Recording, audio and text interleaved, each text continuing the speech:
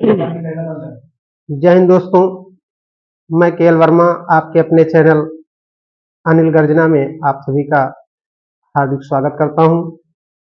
मित्रों, आज मैं हाई स्कूल साइंस के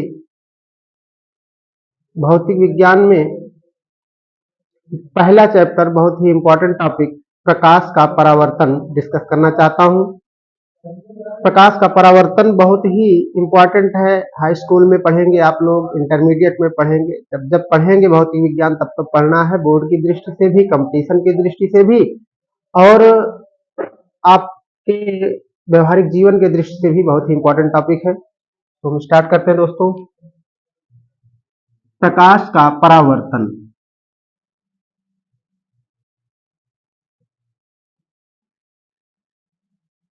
प्रकाश का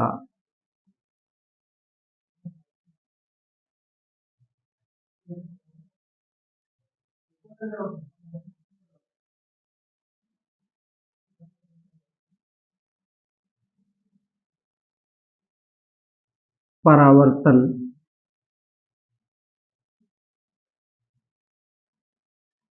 रिफ्लेक्शन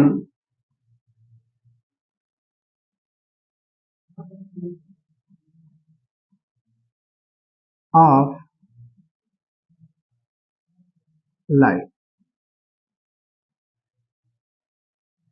दोस्तों, प्रकाश का परावर्तन पढ़ने से पहले हम समझते हैं परावर्तन। परावर्तन क्या होता है?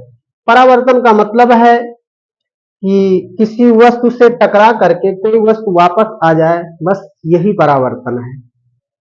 जब बात करें हम प्रकाश के परावर्तन की, तो प्रकाश कहीं पड़े, टकराए और वापस आ जाए, हो गया प्रकाश का परावर्तन।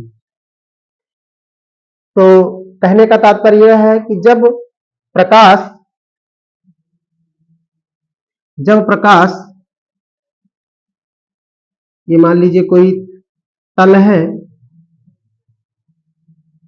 जब प्रकाश किसी चिकने या पॉलिशदार तल पर पड़ता है और पड़ने के पश्चात ये पुनः उसी माध्यम में वापस चला जाता है, इस घटना को ही हम प्रकाश का परावर्तन कहते हैं। ये जो प्रकाश किरण आती है दोस्तों, इसे हम कहते हैं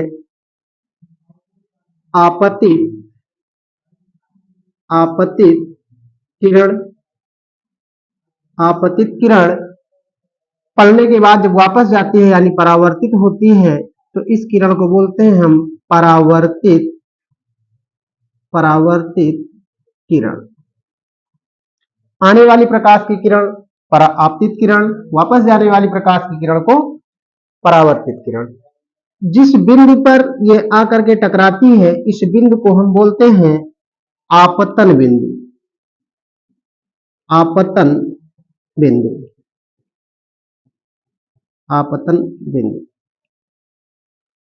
और जिस बिंदु पर ये आकर टकराती है, इसी पर एक हम काल्पनिक रेखा खींचते हैं, जिसको हम बोलेंगे अभिलंब। अभिलंब। अभिलंब का मतलब क्या है दोस्तों? किसी पृष्ठ पर खींची गई वह काल्पनिक रेखा जो उस पृष्ठ के साथ 90 डिग्री का कोण बनाती है, उसे हम कहते हैं अभिलंब। अब आपतित किरण और अभिलंब के साथ बना कोण, आपतित किरण और अभिलंब के साथ बना कोण कहलाता है कोण आई, जिसे हम बोलते हैं आपतन कोण। क्या बोलते हैं दोस्तों? आपतन आपतन कोण। परावर्तित किरण तथा अभिलंब के साथ बना कोण कोण आर होता है, जिसे हम बोलते हैं परावर्तन परावर्तन कोण। दोस्तों, अब इस चित्र के माध्यम से हम परिभाषा को समझते हैं।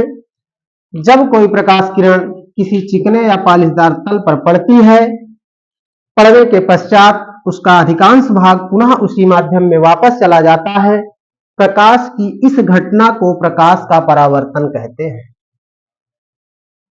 अगर हम इसकी परिभाषा की बात करें, तो परिभाषा हम लिख सकते हैं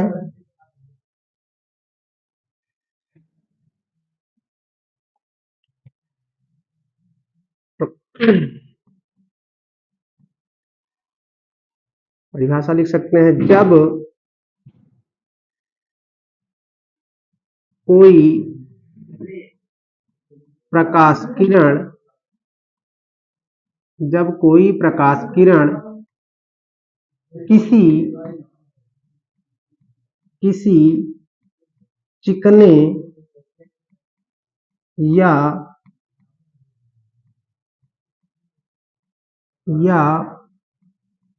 पॉलिशदार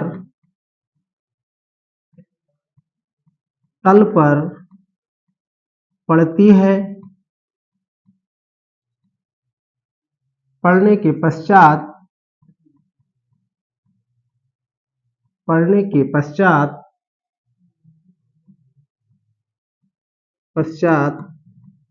उसका अधिकांश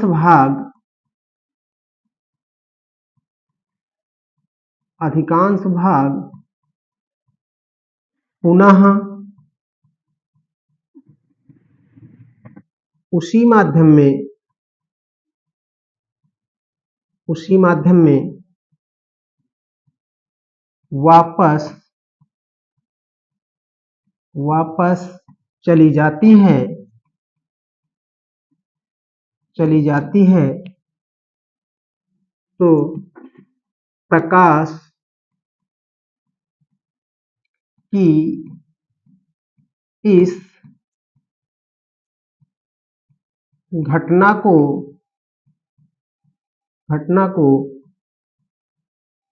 प्रकाश का परावर्तन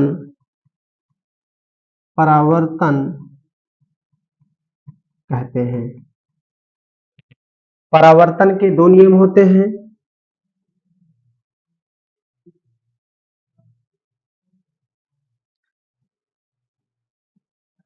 परावर्तन के नियम।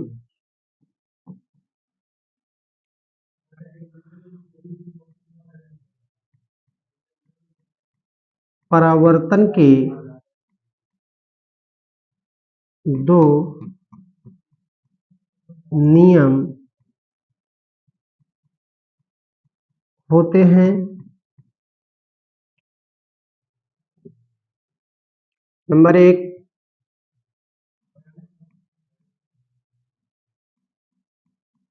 आपतित किरण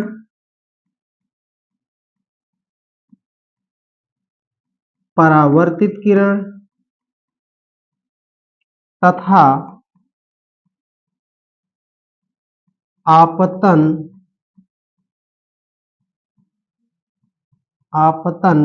बिंदु से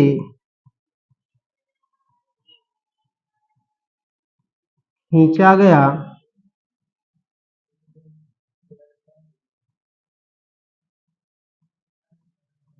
अभिलंब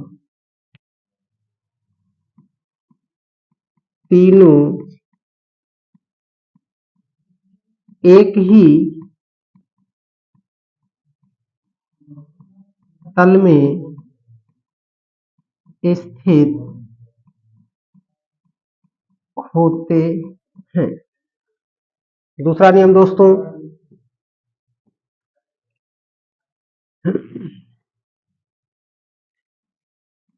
आपतन कोण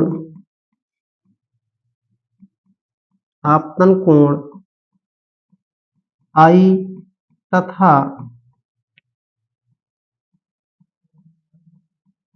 परावर्तन कोण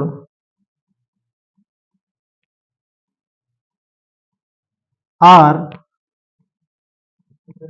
दोनों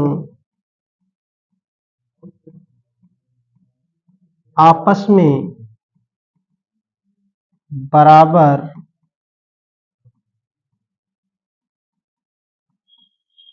होते हैं।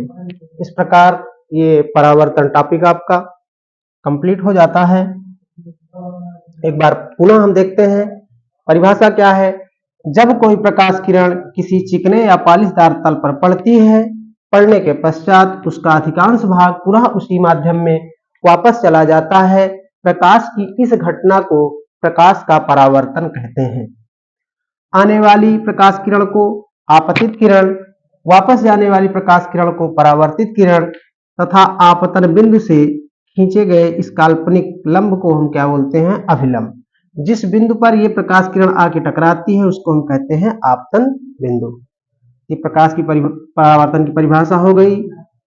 जब कोई प्रकाश किरण किसी चिकने या पालिशदार तल पर पड़ती है, पड़ने के पश्चात उसका अधिकांश भाग पुनः उसी माध्यम में वापस चला जाता है।